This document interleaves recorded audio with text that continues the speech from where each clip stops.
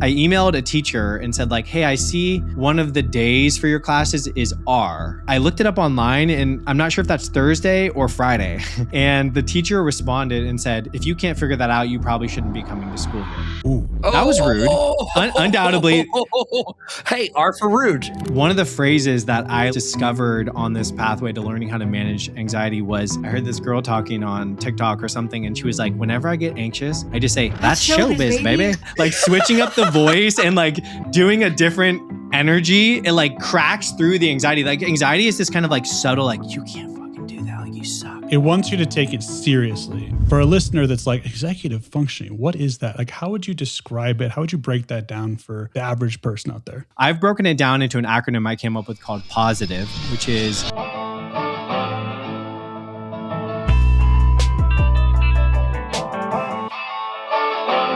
So, welcome to the Attention Different podcast. My name is Stephen Tonti, and my co-host is Aaron Smith. If you've ever watched as someone you love, or you yourself, crumble under the weight of assignments, deadlines, and the daily demands of simply keeping it together, well, this episode is for you. Sean McCormick is a former special education teacher turned executive function coach who left the classroom in 2019 when he realized most schools were teaching the standard material while completely ignoring the skills kids actually need to succeed in life as adults. Short-term versus long-term planning, initiating tasks, home organization, work org, life organization, and of course, managing their own brains. He has since built executive function specialists, trained hundreds of coaches worldwide, and he has ADHD himself. Today, he's here to give parents, educators, and adults with ADHD a new lens on why the struggle is real, why it's not a character flaw, and what you can actually do about it starting today. Sean, welcome to the Attention Different podcast, brother. We're so thrilled to have you. Thank you. And that was the best intro anyone has ever done for me.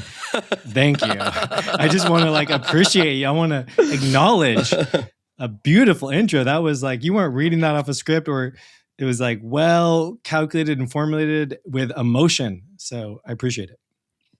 Thank you. You could thank my parents for sending me to theater school. All right. Thank you, Mr. and Mrs. Tonti. Well, we are here to talk about all the things listed above, and Aaron and I have a whole host of questions to get at you, and we'll start off with a little celebration. I may seem a little tired today, and the reason is I played my first full set of music, 20 songs for an hour and a half on a drum kit I bought in January last night with my band 𝐸𝑥𝑒𝐿. So you'll forgive me if my voice is a little hoarse from screaming and throwing sticks in the air. But that's Heck yeah. I'm in a very good mood today. Steven's a rock star on the side, so I love it. That's so That's cool. where the nails come Congratulations. from. It's part of the kit. Yeah. Thank you so much. I figured if we're talking about executive functioning, I'll tell you, last night, the dopamine and noradrenaline were dancing together. Yes. And so you drum, is that correct? I do. I did when I was a kid. I was a jazz funk drummer, but then I went to school for theater, which became a profession in theater and film. And I then ended up working with musicians for many years in New York, but behind the camera as a film guy. So it was a decade and change before I ever got back on the skins. And that happened really because of moving back to New Orleans. If you have a hint of musician in you and you move back to this city, the people smell it. They sniff you out and they're like, hey, you're a fellow musician, and you can't hide for very long. So after 4 years of living back in New Orleans, I got found out, and somebody asked me to be their drummer. And we played a first full set last night as a band. That's amazing. I'm thinking too, was reading about your guys' story. Did you meet at the, excuse me, at the CHAD conference? So like 2017, was it? It was 2015 in New Orleans. That's right. Okay. Funny coincidence. And I was at the CHAD conference, I think two years ago in Los Angeles. And one of the keynote speakers was Steven. I'm forgetting his last name right now, but he's a really like world famous musician who has ADHD. And he was talking about how drums are one of the best tools for people with ADHD because it's so kinesthetic. It's, he was just sharing how that's like it's a great resource for people with ADHD. Music itself, but particularly drums. I think percussion and the drum kit, to your point, it's sort of laughable what I'm about to say to us, right? Obvious, but there are so many hit points. There are so many points of focus in front of you that you are, it's almost a meditation or a yogic move. You are forced to get out of your head, get into the pocket, get into a flow state, or else the music won't come. The rhythm is a reflection of what's going on in here. And if you are in your head, if you are ruminating, if you're letting intrusive thoughts in, if you're thinking, oh, I didn't hit that symbol at the right time, I didn't get that, then the rhythm reflects that, right? But if you are out of your head, if you are listening to the language being spoken to you by your bandmates, suddenly you have octopus arms, right? Your limbs are able to do things interdependently. And when you get into the pocket or in the flow, I absolutely agree. It is an ADHD flow state, honestly. I love that. Yeah, flow state is something I've been obsessed with for a long time, but in recent, I've been talking a lot about it as it relates to helping students, or even just something to be desired as a neurodivergent person. I'm not going to derail the conversation into that right now, but excited to chat about this stuff. Sure. Yeah. Aaron, do we have any questions to take us away? Yeah. Let's circle back to flow state, because I think that it's a really interesting thing to dive into. But let's just start from the beginning, kind of your background a little bit. So as we mentioned at the beginning, you were a special education teacher. Now you're, entrepreneur and business owner and executive functioning coach. And tell us a little bit about kind of that transition. What was the moment that made you realize I need to kind of leave this world behind and start something else? Yeah. What was the moment? It was a series of unfortunate events. I think the moment that sticks out, I'll say, for me was my wife and I had our first child. We have 2 daughters, and we had our first child. And I remember taking my break and going into the parking lot, and I was on the phone with my supervisor, my boss. I was going to go part-time in my work from 5 days a week. I was running what's known as a counseling enriched classroom, which was an environment for kids who were transitioning back from residential treatment. And it was like the hardest job I've ever had, but the students were succeeding. I'd found a way. And then like 3 years into my job, I wanted this accommodation to work 4 days a week. And I had found a replacement for myself, someone who was in a credentialing program and could take that 5th day a week so I could keep my job at the school. And I remember being on my phone with my boss, and she was like, "You're not going to be able to do this. We're going to switch you to a different school." And I just remember at that moment thinking, wow, like there's no flexibility for someone who's giving their soul to this job. Like it's just a system. And it was kind of at that moment where I was like, okay, I've hit a wall, regardless of how talented I am as a teacher, and how many parents tell me that I'm the best teacher their kids ever had, and how many kids I've helped go from residential treatment to graduation. Like certain systems just don't allow for flexibility. And that was like that intersection of my ideals with reality. And from that moment on, I was just like, okay, how do I share my unique gifts and abilities with the world in a game that I can be successful at, not one that I'm just going to be kind of moved around like a pawn in the system. So it was there that I started to reach out to local neuropsychologists and therapists and introduce myself as an organization coach. Because as a special education teacher, my gift was not that I'm the best at math or the best at one specific subject, but that I could take kids who really had learning challenges and struggles and help them figure out a pathway to be successful, help them organize their thinking and move towards graduation, even the most challenged students, which is something I've just been able to do basically, since high school. I left high school. I didn't go to college. I joined a program called City Year, which is a volunteer education program. So I've always been doing this basically. And it just became one thing I share with people is that oftentimes your gift or your skill is what we call your unfair advantage. It's something you're so good at that you often ignore it and don't even realize you have it because it feels so normal to you.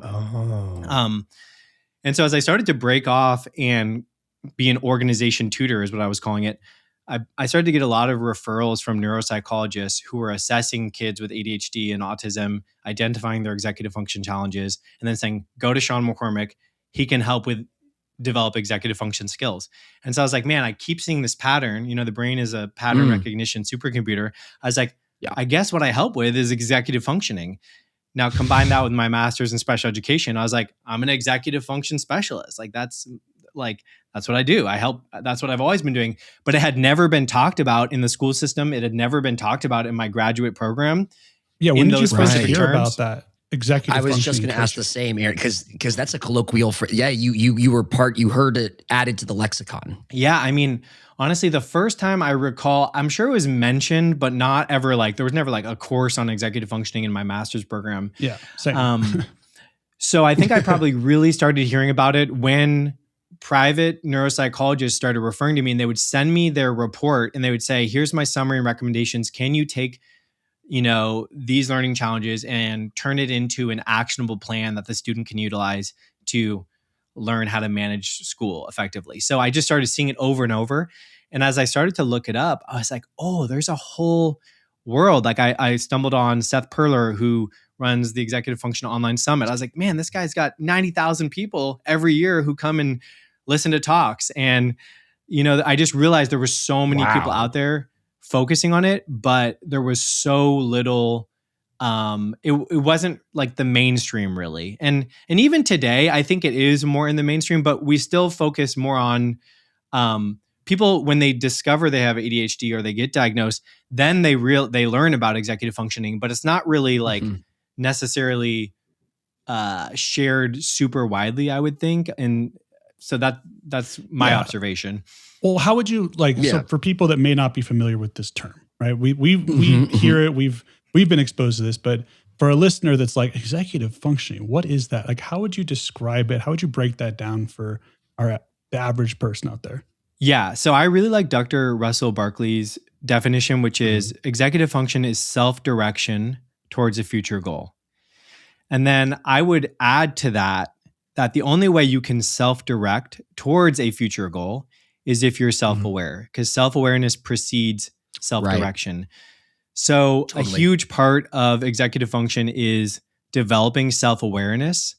And for parents who are like, what is executive function? Is that executive coaching with a CEO that just, don't know about it? It does sound like that. Yeah, it does. It's often missearched, I guess. You'll see that pop up in things. But I've broken it down into an acronym I came up with called POSITIVE, which is executive function skills are planning, organization, self-awareness, initiation of challenging tasks, time management, inhibition, visualizing outcomes or using your nonverbal working memory, and then E for evaluating priorities. Wow. That's a lot. Walk us through that a little bit. Hey, Steven here. Sorry to interrupt. We just wanted to take a brief moment to tell you about this week's sponsor. At Attention Different, our mission is simple. Offer ADHD adults proven practical strategies for living a more balanced, fulfilled ADHD life. And that is why we are thrilled to offer our latest course, Thriving with Adult ADHD. While other courses might focus on the pain and struggle of being an adult with ADHD, and we do not want to minimize that, this course is designed around accessible, relevant, and applicable techniques that address the most common challenges facing ADHD adults. Inside Thriving with Adult ADHD, you will learn how to improve focus by using tools to cut through distractions and get things done. Regulate your emotions by developing strategies to manage your emotional ups and downs. You will learn how to gain confidence and take control of your life through tailored, actionable solutions. Thriving with Adult ADHD features 2 hours of on-demand video, 10 downloadable resources, lifetime access to the material, and a satisfaction guarantee. Go to attentiondifferent.com/thriving to sign up now. That's attentiondifferent.com/thriving to sign up now. Hey, thanks for the quick break. Now back to the interview. So there's 2 parts of executive function that I usually explain to people. I say there's executive function, which is a domain of cognitive processes. That's just working memory and cognitive inhibition and these kind of more theoretical things that we don't necessarily have so much control over. A really talented 2E kid or a twice exceptional kid or adult could have incredible verbal processing skills, but really low working memory. So they might be able to talk their way out of anything, but they forget anything immediately. They walk downstairs and forget what they're doing. I've never experienced that in my life. I don't know what you're describing. You can't relate? You can't relate to that? I can't. So So that's the executive functioning that I say, like, we don't necessarily control how our brain is, like the kind of base, I guess you could say. But the executive function skills are the skills we can develop to compensate for our particular challenges, or so we can enhance our particular strengths. So executive function skills are that positive acronym. So planning, organization, self-awareness, initiation, like we can develop skills for each of those things. And that's just like a rudimentary list. There's other things. And one of the biggest ones I probably have left out of there is the emotional regulation piece. I think it kind of plays into all of that in a way. But like we can develop particular skills, but at the same time, we have to be realistic with the type of brain we have and what it's great at and what it might struggle with. So we can work on the skills that we need to develop in order to compensate for the areas that may be weaker. Very cool. So self-awareness is a big piece of this. We talk a lot on this show about, in the realm of self-awareness, it's self-acceptance as well. Yeah. So I think if, being aware of your challenges and also the strengths, because a lot of times we, as ADHDers, just gloss over those strengths and focus too much on the problems and weaknesses. And definitely. And sometimes teachers or parents harp on those things a little too much as well. And I think like what we have come to realize as we've grown older in our own ADHD development is like, if we're not accepting ourselves for who we are and having some amount of authenticity, that works against us as well in terms of how we can actually improve on executive functioning skills. Yeah. Have you seen anything like that? And what do you believe about acceptance, radical acceptance, self-acceptance? Thanks for bringing that up. It's a great topic and an important point. Yeah, I think when I think about that topic, I think about how the ADHD mind will endlessly ruminate, or at least that's been my experience, is that if I can't accept things or myself, my mind will constantly try to create a solution or a pathway to like address that thing, like whatever it might be, like, oh, this person's mad at me. Okay, how can I figure out how to like make them not mad at me or solve this problem? Yeah.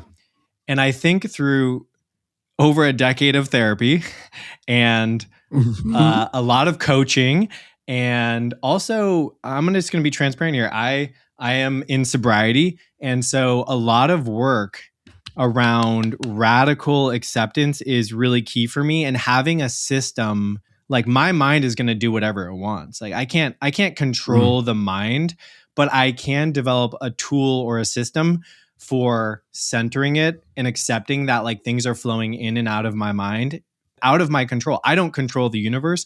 And so I think anyone with a mind that is predisposed to radical creativity and just tons of thoughts, like the ADHD mind is so blessed to have, but also challenged with, that you have to find some way to center yourself, to get back into your body so that you're not, spiraling. And so for me, things that work are like, having a phrase that I'm like, I am not in control of the universe, but I can control my breathing right now. Or like jumping into the cold shower, or, just trying to show up and not be the director of the show, but be an actor in this beautiful symphony of life.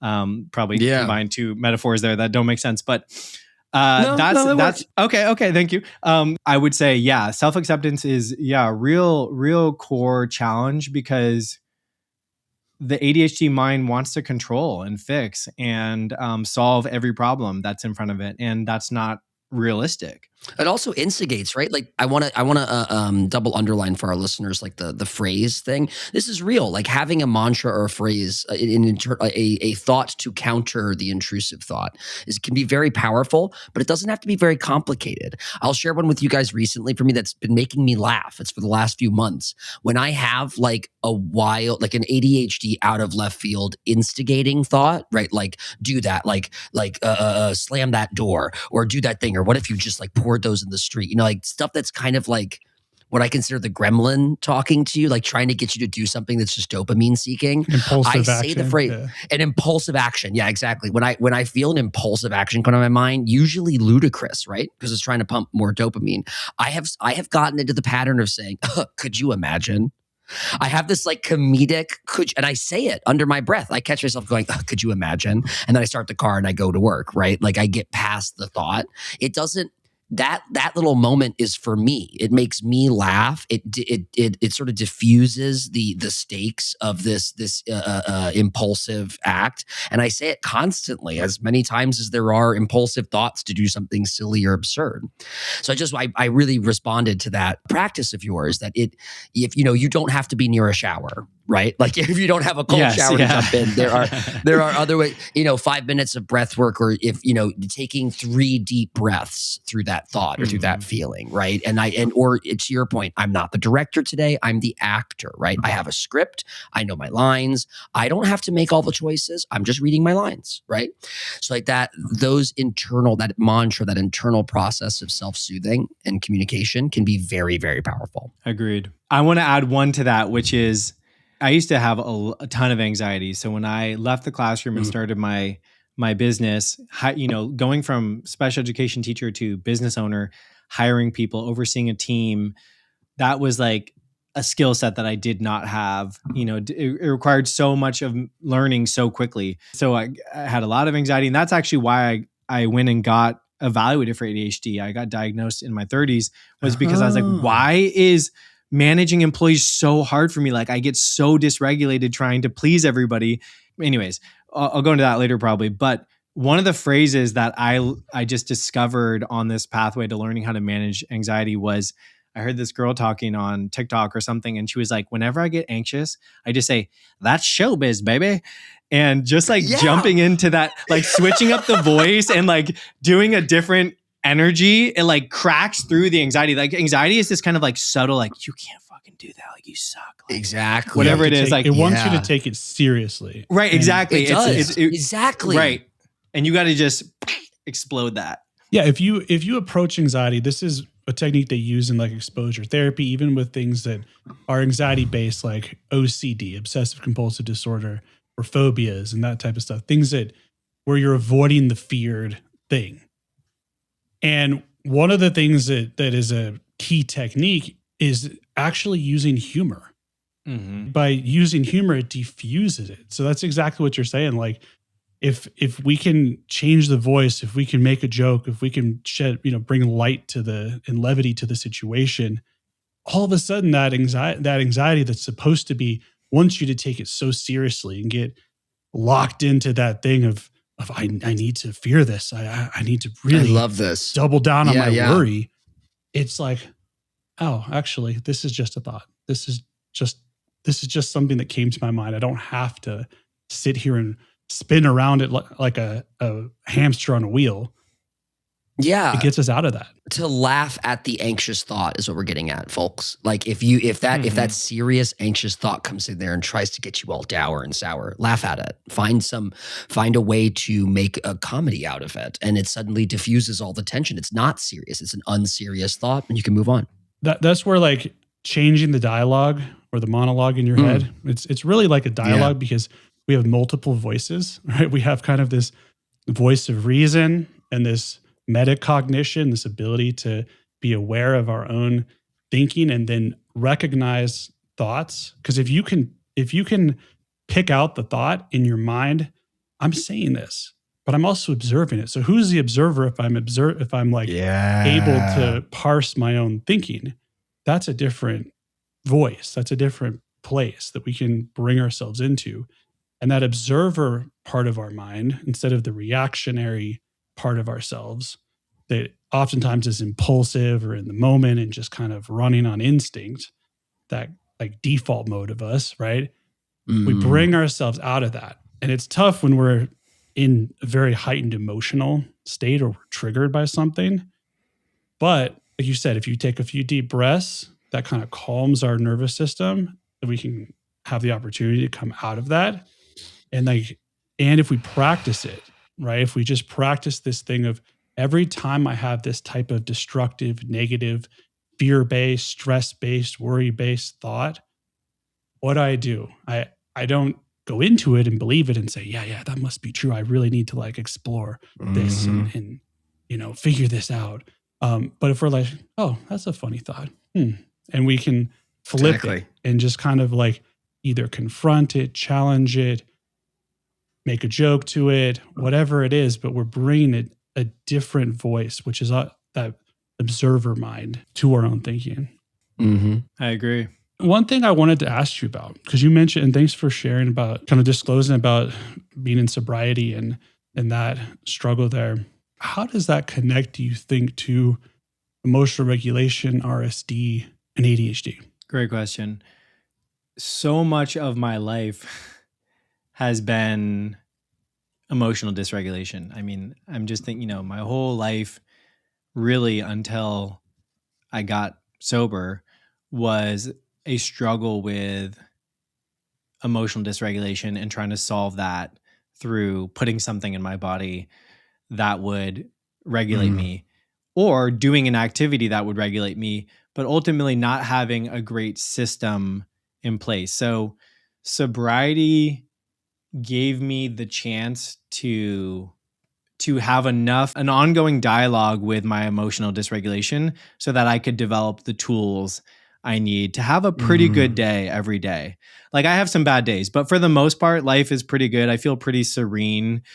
I've got some struggles and some challenges, but because I do all of this sober and committed to fully engaging with my challenges and developing the missing executive function skills that are needed to manage my challenges effectively, things keep getting better and easier for the most part and more fun. Like, my word for 2026, or my words for 2026 are fun and easy. And that's like my mantra. I'm like, everything's going to be fun and easy. Yeah. Or if it's not fun and easy, I'm going to make it fun and easy. And because I'm sober, because I wake up and typically like have a set of activities I do that ground me, most days are pretty manageable. I have some off days. Like this past weekend, my wife and I went to a friend's party and we stayed till 5 a.m. and it threw me off. You know what I mean? But I wasn't drunk. Of course. And I wasn't like, so I was like, woo, that like really threw me off. Like, I didn't wake up early for the next 2 days, but it wasn't so damaging that I'm back on it today on Wednesday. You know what I mean? So it's like, right. That's just the difference these days. And my brain has fun. I mean, as an ADHD brain, like, I can make fun pretty easily. It's like, it's got some things it wants to do. So right. You don't need other substances is what you're getting at to improve any given moment. Like, I can have a dance party by myself. You know what I mean? Like, right. Let's go. That needs to be on a shirt, Sean. That needs to be on a shirt that you have for your practice. Okay. I can throw a dance party all by myself. Yeah. So it's not for everybody, and not everybody needs that. But for me, I need that structure. Yeah. And one of my favorite quotes is, art is born in constraint and dies in freedom, by Da Vinci. And I wrote that on the back of my clipboard when I joined Teach for America like 10 years ago. I've always believed that we need constraints in order to like be creative. Like, we need structure so that we can express ourselves fully. And that's the constraint I need in my life to be the best version of myself. So how long have you been on this journey of being sober, and what kind of led you to that realization, that breaking point, if you don't mind? Yeah, that's a big one. I'm gonna try to be thoughtful with this response. So I've been like basically fully sober for 4 years. I had a little relapse 2 years in, and what led me to it, whatever. This is a podcast. This is what we do, man. People are here for a story. No vulnerability, no victory, right?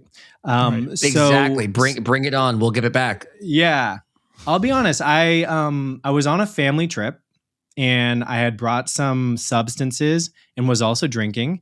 And my youngest daughter was like maybe 2, and it was a family trip with like grandparents, and I was in my head plotting how I could like get the grandparents to watch the kids so I could go off and like do some substances with my wife and, in-laws or whatever. And that night, my wife turned to me and she said, "You're just selfish to your core, aren't you?"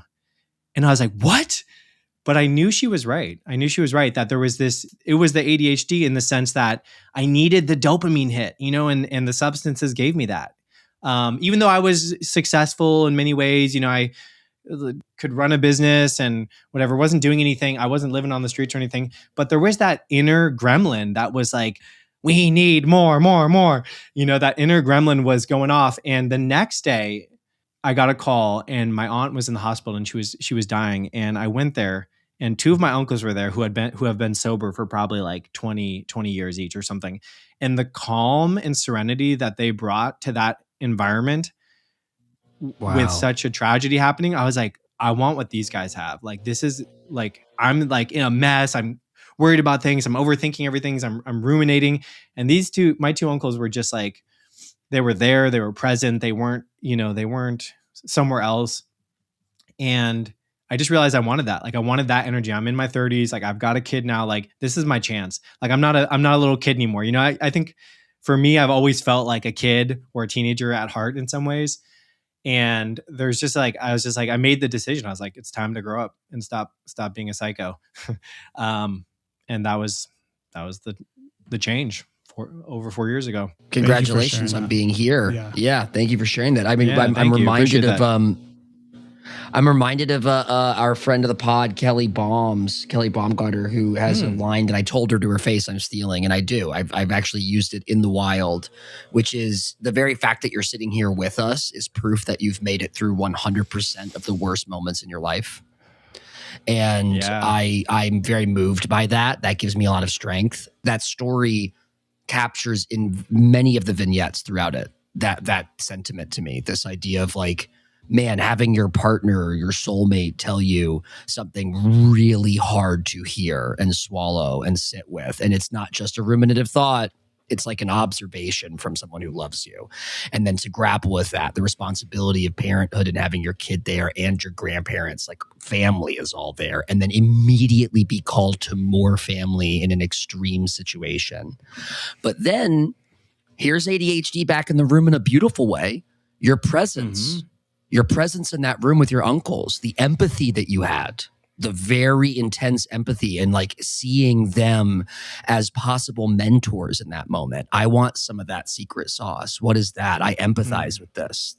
I want this to be me. And that's possible. They've proved it to me. I can empathize with them. I can see them, their family. So I'm even more hardcore related to it. And keeping those channels open says an entirely other thing about you, right? I actually find that to be wildly unselfish. I find that to be highly empathetic and outside of yourself in that moment. Very powerful. There's something about substance use. And if we go into substance use abuse disorder, like there's all sorts of ways to characterize that, right? But let's just say problematic use and the way that hijacks our brain. And for ADHD, it's a higher risk for us because we have that tendency of dopamine seeking just in other activities in life, right? Whether it's extreme sports or activities or risk-taking or porn or whatever the things are, sugar, like there's all sorts of things that we can gravitate towards. But substances, if it's alcohol, if it's weed, if it's whatever it is, it can kind of hijack your brain and take over and be that thing where you're wanting it almost like you need a glass of water to survive. It hijacks that place in you that's that need-based survival instinct. And of course, on the outside to our loved ones and other people, it might seem like, well, what are they doing? That's so selfish. Or they want to drop off the kids at the grandparents and just to go, party and use these substances. What's that? Like, do they not love their kids? Are they, people can assume things, but they don't understand, I think, the pull and the draw and the way that substance takes over. And a lot of times it's not even you anymore. You become disconnected from that core person who you are. Because I don't think you're a selfish person at heart from, seeing you, knowing you just like, your story. Like I don't see that as a overarching characteristic. I think it becomes, we can become that in moments where that substance just takes over. Yeah, it's interesting. It's something I've thought a lot about in terms of like, who are we and, or who am I? And am I selfish at my core? You know, that for some reason, that phrase in that moment really just hit the trigger. And I think, I don't know, I think we're everything, right? We're selfish, but we're selfless, and there's this Yes. concept I've been interested in recently. It's called like a context dependent personality versus like I can't remember what the opposite of it is. A fixed personality. Yeah, fixed maybe? personality. Yeah. Exactly. Right. So it's like the context dependent personality evolves based on the scenario. So for example, I'll give you one example. Like right now I'm the program developer for neurodiversion. It's happening next week in Texas. Second year, it's sold out. It's exciting. Right. Yeah. But it's like, I've never been a program developer for a large conference before, but my personality is shifting to show up and play this role because I'm trying to meet the opportunity where it's at. Right now, if I was a fixed personality type person, I might just be like, I can't do that because I've never done it. Right. But that's what I'm really trying to flow into. And that's a big executive function skill, which is that psychological flexibility. Yeah. Can you continue to evolve and remove the ceiling and evolve as your life changes? And I think that was my opportunity in that moment I shared with you, was like, I could either stay fixed and be like, yeah, I've always, since I was a teenager, I've been using substances and drinking, so it's going to continue. Or I was like, or can I evolve into a better version of myself? Now, I do want to clarify, like, it's one day at a time out here, right? Like I'm not this, I'm doing my best every single day to be the best version of myself, and life will throw curveballs at people. So I am just praying and hoping and working hard to keep showing up this way. But also, it's one day at a time. Amen. Thank you for pointing that out in terms of flexibility, cognitive flexibility, and adaptability, and how our personality shifts within different contexts. And we are ultimately who we are based on what we do, right? Like we can think we're the greatest. Like there's been people in history, Hitler, Mussolini, whoever, right? They think they're the greatest person in the world. They think they're God's gift to man or whatever, right? And we judge them by their actions, by their behaviors, not by what they think about themselves and their intentions. Mm-hmm. And so, yeah, right. You're right. I think like we're a accumulation of our own behaviors and actions, and need to be judged, judge ourselves, and we will be judged by others by the effects of those actions, right? The impact of those things. And at the same time, I think connecting to your values, knowing what kind of values align with your behavior and who you want to be, how you want to show up in the world, what type of father you want to be, what kind of business owner you want to be, what kind of person. And you're not always going to like act in those ways all the time. We're human, we make mistakes, and that's okay. But we also have an opportunity, if we're aware of it and we keep those values at heart, to try to live in accordance as best we can and align ourselves with those every day. Yeah. Amen. Yeah, we were talking about how this all connected with rejection sensitivity, and boy, let me tell you, the THC spiral of I'm anxious, therefore I smoke, therefore I'm anxious. is a nightmare unto itself, and part of the RSD journey. I mean, the less sleep I have, the less executive functioning that I have, the less this, that, and the third that I have, the less control over the entire system that I have. I'm more easily triggered. I'm more easily catty and sassy. I am more easily snippy and snappy, and all the negative qualifiers. So I want to bring us back to RSD and executive function coaching in practice. And RSD meaning rejection sensitivity dysphoria. Thank you for the definition, and we'll say it again for the cheap seats: rejection sensitive dysphoria, right? And I would love for Sean to kind of unpack that a little bit further, and then talk about these 6 signs you outline: rage, perfectionism, avoidance, people pleasing. So many ADHD adults are going to hear those and recognize them immediately. I certainly do. For the listener who is realizing they have RSD as an adult, not just their kid or when they were a kid, where do you start as an executive function coach?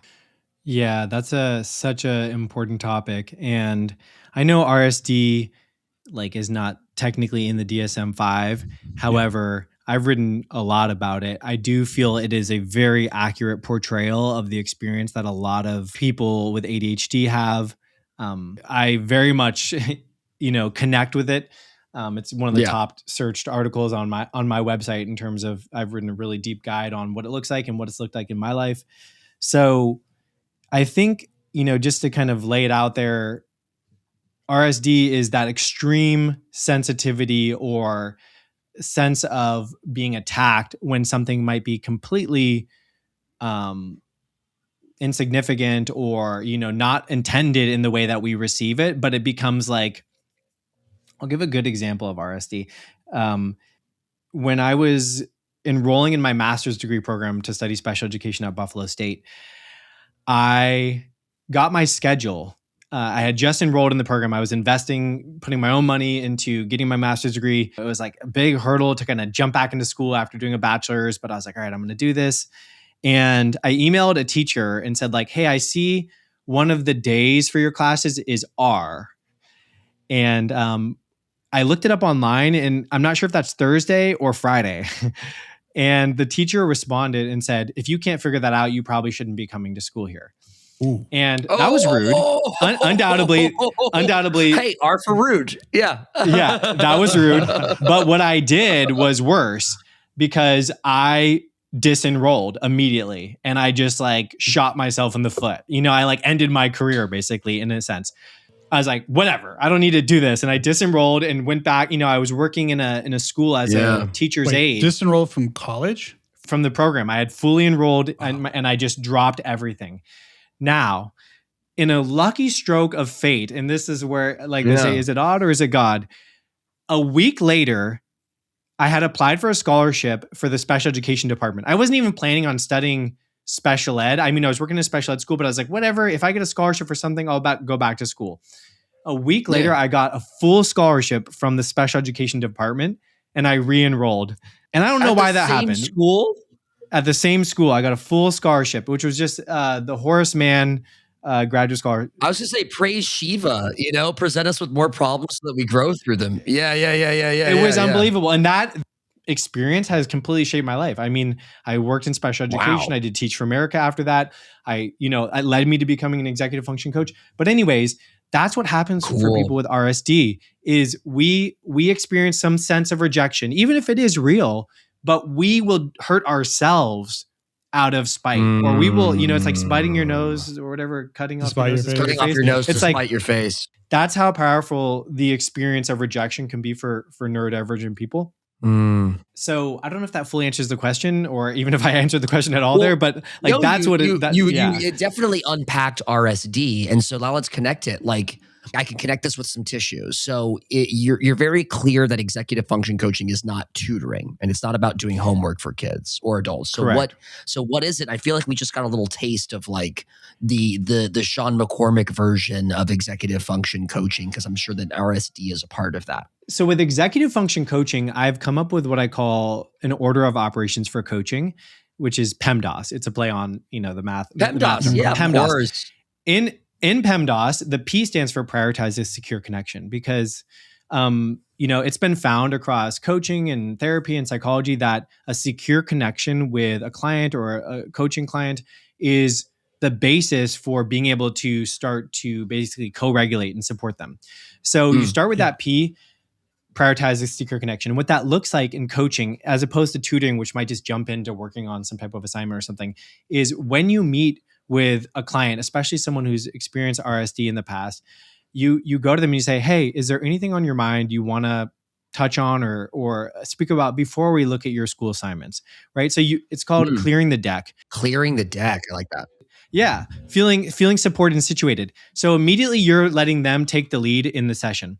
The second thing you can do when you're working with someone who struggles with executive function skills is you could say something like this. I call it the magic question, which is, hey, if this meeting or this coaching session was an incredible use of time where you felt really relieved after it, what would we do between now and the end of the session for you to have that feeling? Nice.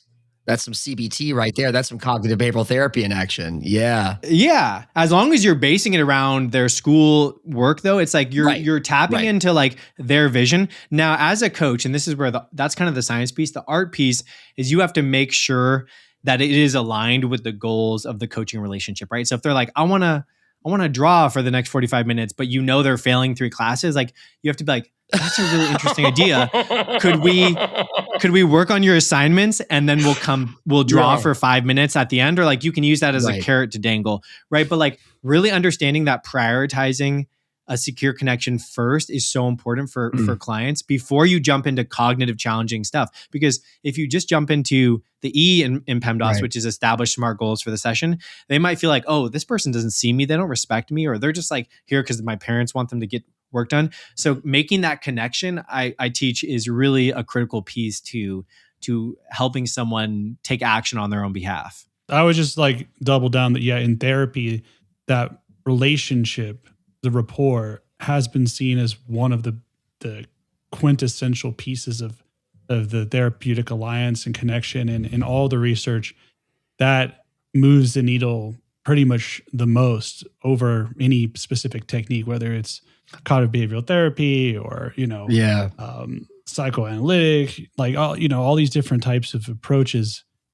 If you don't have the relationship at the core, if you don't have that foundation and the client doesn't feel safe, supported, that none of that's going to work. So I love that you prioritize that right at the beginning. Might we be suggesting that primatologically speaking, we are a pro-social species that needs to develop a connection to other monkey people? Yes. This is why when people tell you, I need audience to hear this for a second, I've been given this advice and it's bad advice, in my opinion. If you move, especially now in 2026, if you move maybe city or maybe state and you have a connection with a therapist or a coach and someone says to you, well, you should get somebody in your neighborhood where we live now. You should change that relationship and shift. Being not proxy to a person you've developed that relationship with, in my opinion, is not a good reason to stop meeting with somebody who you work really well with, right? If you need to find a new facet of therapy or coaching, if you need to add to your life, maybe it's financial advisement or something, that's a different story.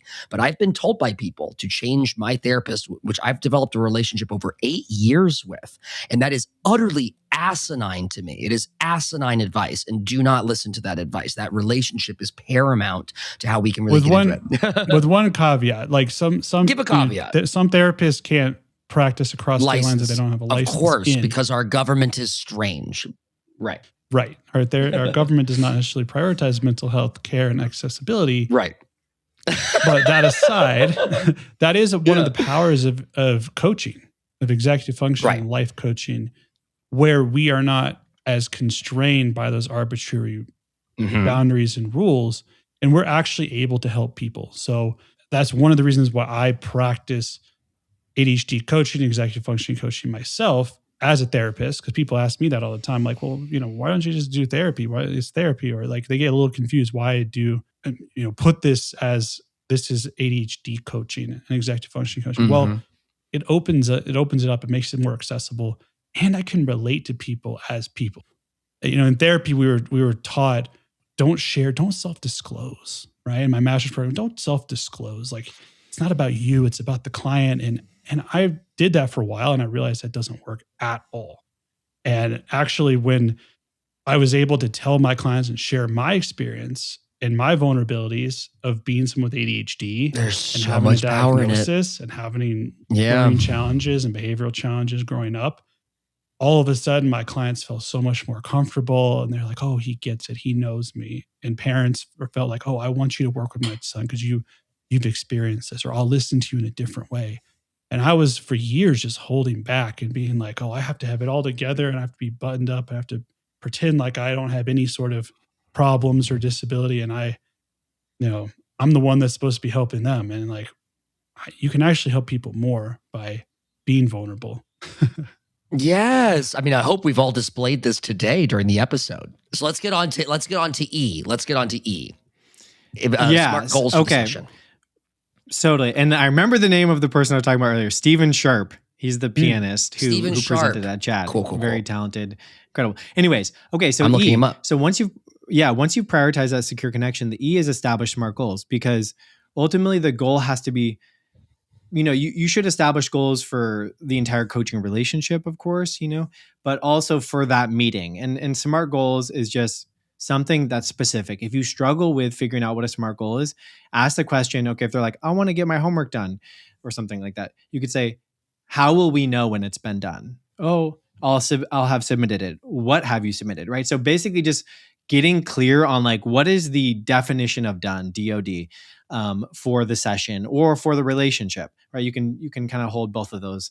That's really important. And if we're taking a step back, before you jump into this PEMDAS methodology, when you're coaching a student directly, you want to establish a very clear, like something you might do in a discovery call or before you start working is, hey, let's say we work together for 12 sessions. What would we do or complete by the end of those 12 sessions that would make this feel like it was the best investment of your life, right? Because you want them to be bought into something that you can say it happened or it didn't. But if it's just like, I want to be happier, or I want to feel better, like that's probably something that would be hard to measure unless you're like, how would we know when you feel better, right? Or how would we know when you feel more confident about school? Oh, well, I have 0 missing assignments, or measurable things. So really getting clear on that, because ultimately goals are things that we need to be able to say it happened or it didn't. So anyways, back to PEMDAS. So you establish those clear goals for the session by asking something like, what would we do or complete by the end of this meeting that would make you feel like this was a great use of your time? Because one of the fears kids have is that they're walking into a meeting with an adult and they're like, this is just another thing on my plate. Like I hear that from kids all the time. So you have to make them see that this space you're holding will relieve them of doing something that they were going to struggle through. You have to be that person that can help them kind of be accountable for these things that feel overwhelming. And there's a book called Visible Learning by John Hattie, which this guy, he looked at over 300 million students worldwide, a huge team of researchers. It's one of the largest studies of student achievement ever done. And then the factors have fluctuated as more meta-analysis and studies have come in. But one of the top impacting factors was called teacher estimates of achievement, which is basically defined as a teacher's ability to appropriately identify the next most challenging thing in the student's proximal development. So like an educator's ability to see like, here's where you're stuck and here's where you want to be and here's the next most important step. It's kind of like what an ADHD coach, right? They're just placing that next, what would be the next small step you could take? So that's kind of the E in terms of establishing SMART goals. The M stands for make everyone aware of the goals, and not everybody in the world. But what I mean by is if a student has a missing assignment and they want to do it, they should check with their teacher first before they work on it, because the teacher, they might do it, turn it in, and the teacher's going to go, well, you can't turn this in, right? So making others aware of the goal is getting buy-in before you go and invest a bunch of time in working in something that you won't get credit for, and then the kid won't trust you anymore, right? So if we're talking about an adult, it could be something to do with work, right? They might identify a priority at work. Definitely. Yeah. And then just make sure their manager's on board with it before they do it. The D is divide and guide. You break the goal, whatever they establish, the SMART goal, you break it into smaller chunks that they can get started on. The A is accountability throughout the session and the relationship. And that can look like showing up in the session, but also texting them between sessions, whatever is part of your system. And then the S is show them you're proud the whole process. So don't just wait till the end. Show them they're proud when they take action. Show them you're proud. Get the parents or other supports to be like, wow, good job taking action, working on it. Because oftentimes kids feel so disillusioned by their parents being so achievement oriented rather than process oriented. So get the parents, show them you're proud for taking action and engaging in the process, not just the result. Yeah, that's so important. Process and progress over outcomes. Yes, yeah. I mean, that's the big thing. Yeah. I'm just going to, there's always a moment in these freaking interviews, Aaron, where I get weepy. I get like the weepies. I'm going to call it that from now on. Sweaty eyes. This is another one. The sweaty eyes. This is another one because I'm doing the not selfish thing, but the self-aware thing of reflecting on which challenges I've set for myself recently. And certainly substance is one of them, THC particularly. And it's been a 4-year journey of doing sober Januaries to finally get to a point where I had my own single line or, single thought that was a crystallization and helped me break through the wall. And what we just did with PEMDAS, I've got a series of flash of Aaron and David and my mother and therapist and breathwork who all practice essentially a version of this. They may not call it the same acronym, they may not use it, but I'm hearing the proud through the whole process, right? I'm hearing like lines from these people, these mentors, or these tribe mates of mine, these chosen family of mine, who have the make everyone aware of the goals. That's me. I hope people are listening to this next bit. It's not embarrassing, nor you should feel shame about speaking out. This is something from the method, the acting program, right? Speaking out what's going on in your life. Like I was in an elevator with a total stranger, someone who kind of works at the same co-working space I work at. And they asked me offhand, like, how are you doing? And I was like, oh, I'm having a good time, very busy. And he was like, how are you able to get all the work done? And I was like, well, wouldn't be possible if I were stoned.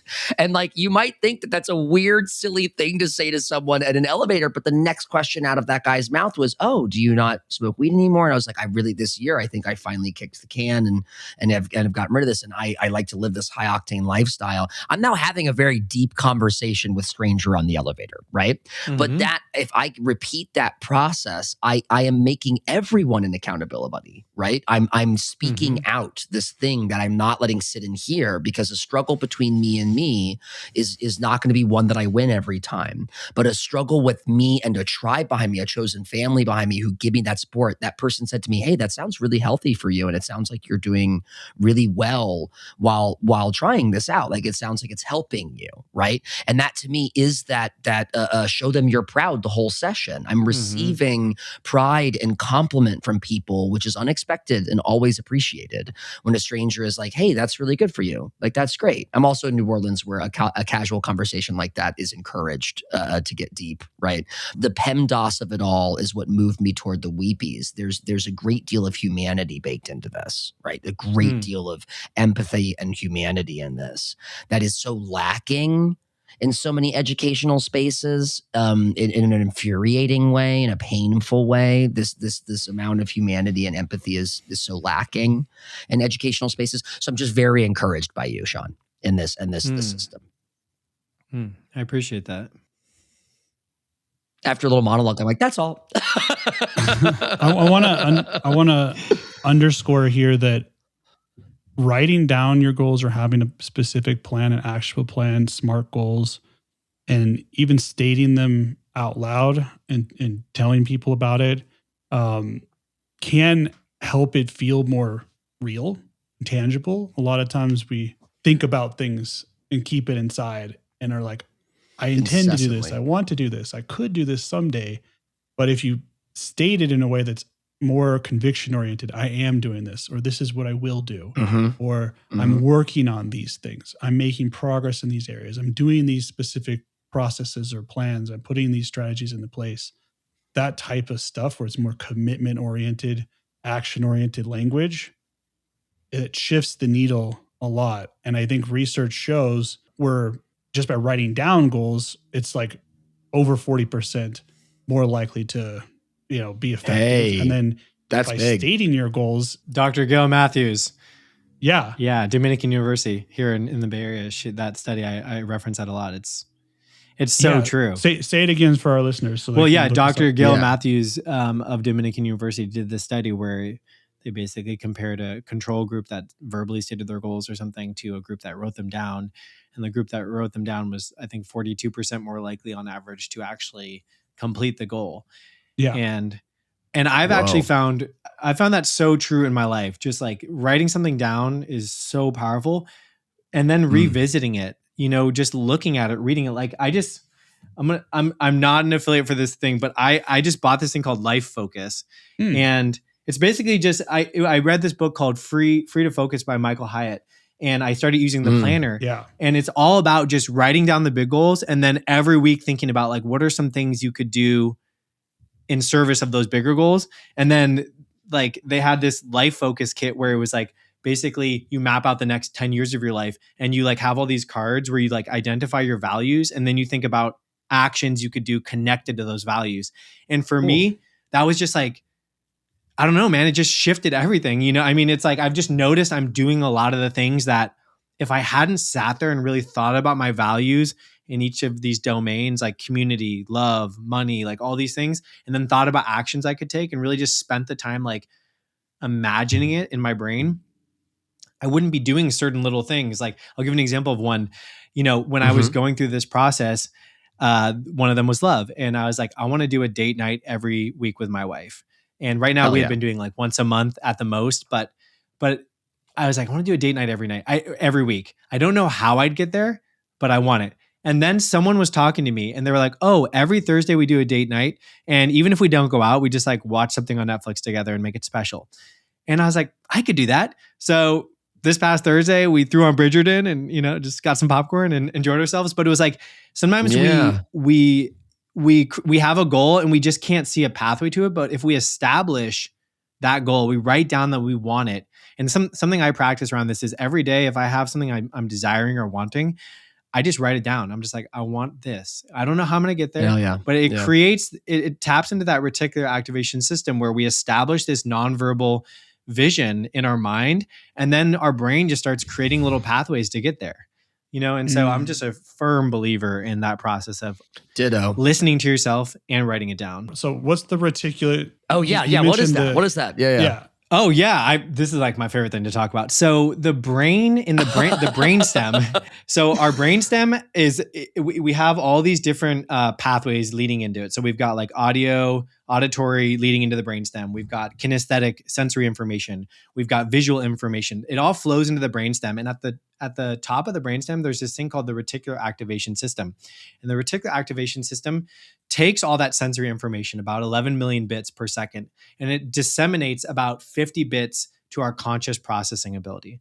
Now, because there's so much information flowing in it every second, we need some type of tool, and that's what the reticular activation system is. They call it the brain's bouncer or the brain's executive assistant. It basically identifies, it naturally identifies what our kind of primary goals as a human are, like what are our deeper desires, and then it filters in information that connects us to moving towards those goals. So the example I give is like, let's say you want a cup of coffee. It's just like replaying in your mind and you're driving. You might notice a Starbucks or notice a Pete's Coffee or notice whatever it is out of the corner of your eye and be able to pull over because you are perseverating on that desire. And so if we can really like connect with our desires in an authentic way, our reticular activation system will filter in information that allows us to more quickly activate and achieve those desires. It's kind of like when people talk about manifesting, they're like, this is the science behind it. This is like how it works. I love that reticular activating system. Yes. Cool. Does that connect at all with the task positive network of the brain? Or how does that, kind of work with getting people actually shifted out of that default mode part of their brain into actually doing stuff? Is that kind of, because I know there's also it's another part of like the brain network that identifies the what's important to be doing as well, like that network of the brain. I'll think of it in a second, but here today on Neurology like Talk, I've got my 𝐒𝐞𝐚𝐧 book out. I'm looking at I'm not so familiar with that, but like I'd love to know more if you want to kind of enlighten me a little bit here on that piece. The TPN and the DMN. The way that I understand this too, and obviously the brain's very complicated, so I think there's a lot of these things are all working and interworking together. The more we learn about the brain, the more we understand how just interconnected and complex the whole thing is. But we have these main kind of networks in the brain, like the DMN or the default mode network is kind of the part of our brain which we're a lot of times existing in when we're not actively focused and engaged in like a productive task or something, right? We haven't chosen and selected something. We're just acting on, like we have our mind wandering. We might be in our head. We might be pulled towards whatever kinds of impulsive things that we're interested in the moment, like just going after that type of stuff. But then when we want to shift out of that and get into a task and do something, we need to turn that off and then switch into the task positive network or the TPN. Yeah. And I think what has been shown is that by writing things down, the process of writing it down takes it out of your head, which is the ruminating default mode. Yeah. And helps to activate and signals to the brain to activate the task positive network. Yeah. Okay, that's cool. I haven't heard of that before, but I'm going to be using that. I'm taking that on the road with me. But what I will say as it relates to that is one of the best definitions of executive functioning I've heard is, beyond the one I shared earlier, is executive functioning is our brain acting out of the domain of automatic psychological processing. So when we're using our executive functioning, instead of being in that default mode or automatic psychological processing, like it's kind of like when you wake up in the middle of the night and you need to go to the bathroom, like you know the path in the dark to the bathroom, right? Yeah. It's like, it's an automatic, like you're not figuring this out. You're not like trying to determine, like you just like step forward, turn left, step right, So that's what executive functioning is it's like you said, that TPN, that task positive network, where you've identified a new destination that maybe you've never gone to before. You don't know how to get there necessarily, but you know you want to get there. Like, I want to make a certain amount of money, or I want to do whatever it might be. And then you turn your brain on and you're like, okay, what resources can help me get there? Who can help me get there? What books do I have to read? And so you turn on that TPN, that task positive network. Other people have described that as pathways thinking, where when you have a clear enough outcome and you're using time as a tool to kind of like put that pressure on yourself, your brain is a pattern recognition supercomputer. So as long as you can set the goal clear enough and set the timeline in a way that I talk about, like, impossible deadlines allow you to reach impossible goals. If you can put that pressure on yourself in a way that works for your brain, you're going to activate that TPN and turn off that default mode. Yeah, because it pushes, it's like the jet fuel that pushes us over that. I like to think of it as like a faulty light switch, that like the wiring is a little bit faulty. So it's supposed to work in this inverse relationship where the default mode shuts off and the task positive turns on. It's like a light switch, right? It's either off or on. However, with ADHD brain, ours gets stuck in the middle, right? We're almost fighting our own self. We're trying to shut off the default, but it's getting stuck. And then we're trying to turn on the task positive, but that's kind of getting stuck. So we're in this like limbo zone and our brain's pulling us in both directions. Like, yeah, I want to start the task. I don't have quite enough motivation, or I don't feel focused enough. I don't know what's preventing me. And I'm just really tempted to go back over here to what's comfortable and what's pulling my attention. It's a nice day. Just go for a walk, right? Like, just play a video game, just check the news, like whatever the thing is that's pulling us in the other direction. And when you have that, like that pressure that you can kind of put on yourself in a positive way, right? Yeah, the eustress. Yeah, we can get too much pressure. But if we use that eustress, that good pressure and good stress, that can activate some other things, like, maybe it's a little bit of some cortisol or adrenaline or some other things that can kind of like be that jet fuel that stimulates some of those hormones to fire. And I also remember that network that I was trying to talk about the last time, that's in the middle, that is, I think, probably along this same line, the same pathway that we're talking about, from the brainstem all the way up, right, to our more cortex and higher levels of processing. That's the salience network. And the salience network is what tells us kind of what's important, what's crucial, what things we value. And it's that attentional gate. So a lot of times when we're struggling to actually like just shut off certain things, we're prioritizing the wrong stuff. A lot of times we actually have like our reward pathways and our reward signaling of like, is this valuable? Is this immediately rewarding to me right now in this moment? The task might not be, right? If it's grades for school, well, that doesn't come until the end of the semester, right? Or I don't know what grade I got in the test until a week later, 2 weeks later when the teacher grades it. That's not an immediate reward for studying. That's not an immediate reward for like turning in the project you had on the deadline. Our brains, ADHD brains, need higher amounts of rewards, more immediate rewards to trigger that in the right way. Trigger that. Yeah.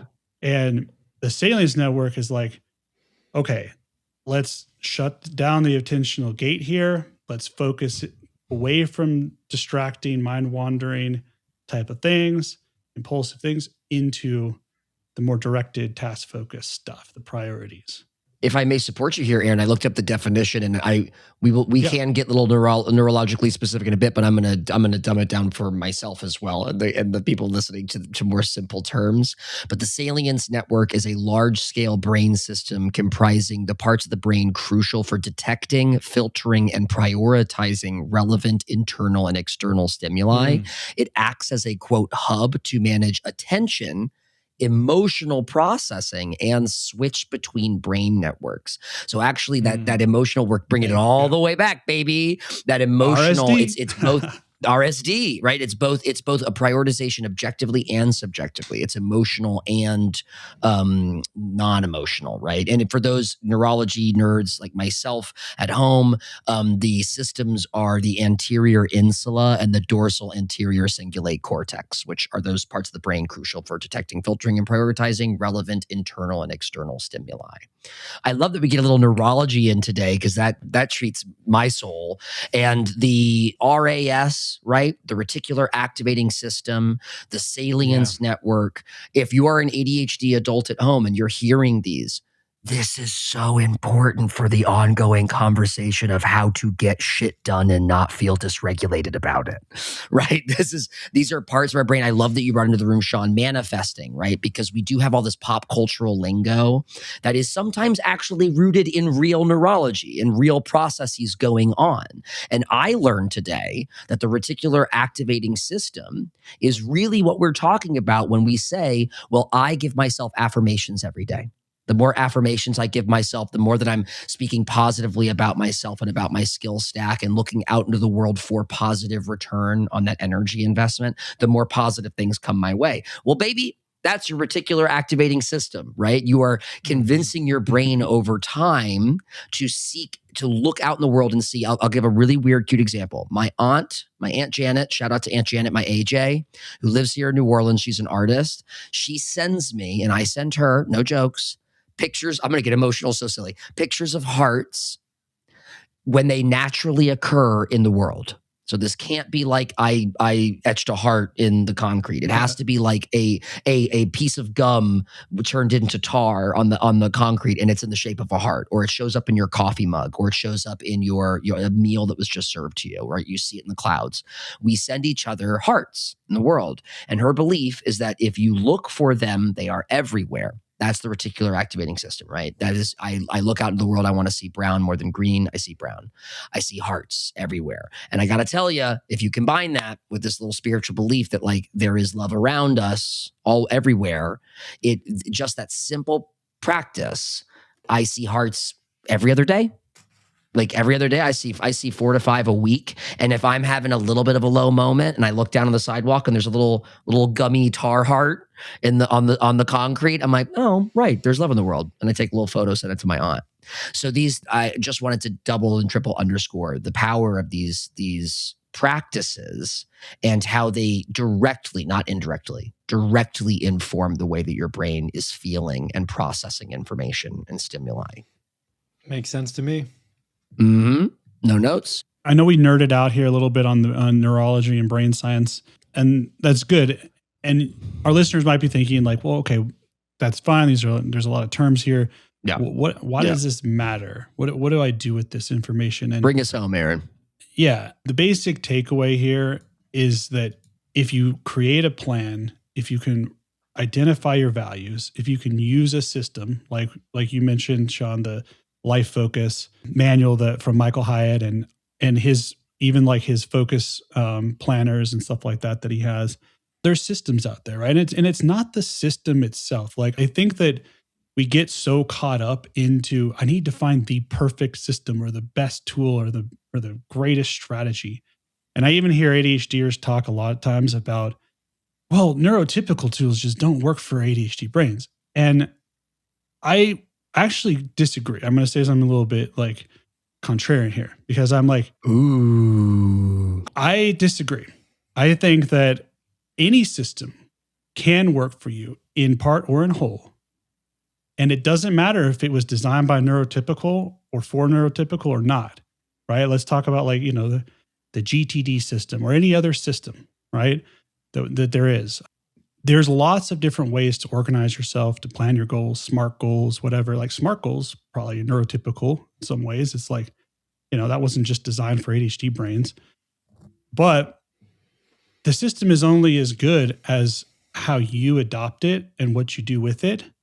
And that doesn't mean you have to do everything that's in the system. Like, I think there's parts of these systems that may not fit for you and your personality and your brain wiring. But the fact that we need a system, that's the most crucial thing to bring us all back. Right. We push back on the structure, but we need structure to thrive. We push back on limits, but we need some of that. We don't take the time to identify our values and to write down and plan our goals or create a plan at all and organize our life or things, but we need those things. And without that, we're just floundering. And thank you, Sean, for what you do and all of the coaching and work and courses and stuff that you're providing for teachers and parents and aspiring coaches. Because all of this stuff is so crucial. And I just want to give everyone hope that it's like, don't just wait to find the perfect thing. No, try a bunch of stuff out, see what works, create your own toolkit. And then when it fails a little bit, don't give up the whole thing. Keep going. Like, it doesn't mean that the tool failed. It might mean right now, this week, today, it didn't work for you. But this all or nothing trap we get ourselves locked into of, it didn't work. Yeah, I was doing it great for 2 weeks or a month. And then now I had an off day. And, the tool sucks or it doesn't work anymore. No, it might be, hey, what else happened today? Like, let's look at that. Like, what are the other factors? You didn't get enough sleep today. You have a stressful thing in your life. It might be something else leading to this. So it may not be the tool. It may be something else. And we can set it aside, give ourselves a little bit of grace and come back to it later. Or maybe we need to modify our approach of how we're using the tool, change it up, switch it up, make it a little bit more novel, interesting. It's not necessarily the tool. It might just be us, how we're approaching it. Yes, sir. I think we are coming towards the end of this insanely wonderful, beautiful. Do you guys feel the energy just go to a 10 in the last 20 to 30 minutes? I mean, the nerds came out to play at the end of this episode. So if you weren't as revved up as I was at the end of listening to this, then like, okay, maybe don't get as deep into the neurology as we girlies like to. So, but I want to end with some practical, like a little bit of practical final thoughts, and then some pluggables, Sean. So first, some final thoughts on what we've been talking about here. Second, 3 to 5 tips, takeaways, strategies. You are an executive function coach, after all, that you would like our listeners to walk away with today, like just some top of mind, 3 to 5, and then finally your pluggables. Where can we find you? Where can the ADHD hordes find you, and more of your information? So last thoughts, 3 to 5 takeaways, pluggables. Yeah, I guess I'll just share some stuff that has been really present in my mind in this stage of my life that I'm finding a lot of value in and applying. So first off, I love this idea that procrastination is our inner genius at work, because it's telling us there's something that we don't want to do. And we need to find a who for it. And so a great question to ask yourself is not how, but who. Who can help me solve this problem? Who can I delegate this to? Who can I turn this over to, rather than feeling like we have to do everything ourselves? And some people are like, I don't have enough money, I couldn't do that. But like, you're valuable. You have expertise. If you're listening to this right now, I'm sure you're doing something where you're trying to level up in your life. And so not feeling like you have to do everything, like, listen to that procrastination. There might be something really valuable in it that could communicate to you, like, find a who rather than asking yourself how. Oh, great. Yeah. So that's a big one for me right now. For me, one of the most valuable things I've gotten into in the last year and a half is, one, write out your ideal schedule on a visual map. Like, if I had the perfect week, what would it look like? Not like a fantasy, like I'm not doing anything and I'm just, drinking pina coladas. But like, if you had the perfect week in your life where you're working, you're spending time with family, you're taking care of your body, whatever it is, like, write that out And for me, every week asking, what can I do to get a little closer to this each week? That has just reshaped my life in the most beautiful way possible. And then the last thing I would recommend, if you want to go hardcore with it, I do what's called a daily audit. So each day at the end of my day, I'll write out the things I did that day and I'll mark it as a plus, it gave me energy, or as a minus, it drained me. And then I look at the patterns in my life and I say, wow, this is draining me every day. So can I either find a who for it, or can I shift my mindset around it if it's not something I'm going to give up? And then also, what am I really enjoying and how can I double down or triple down on that? So that kind of process of self-reflection and envisioning, those things have been really critical for scaling up my life towards the way I want to live it and not just settling. So those are some things I'd recommend to people who are like on this path towards, developing themselves and managing their ADHD. Yeah. Building the self-awareness through reflecting on what worked, what didn't work, what gave me energy, what drained my energy. That's so cool. I like that idea. Yeah. Really powerful advice. Man, procrastination is your inner genius. What a bomb to drop at the freaking end of this fucking episode. Yeah. That's a good one. That's, very EF coaching, but I'm going to take that one with me for sure. So, okay, where can we find you? Where can we find you online or out in the world? Yeah. I'm out there.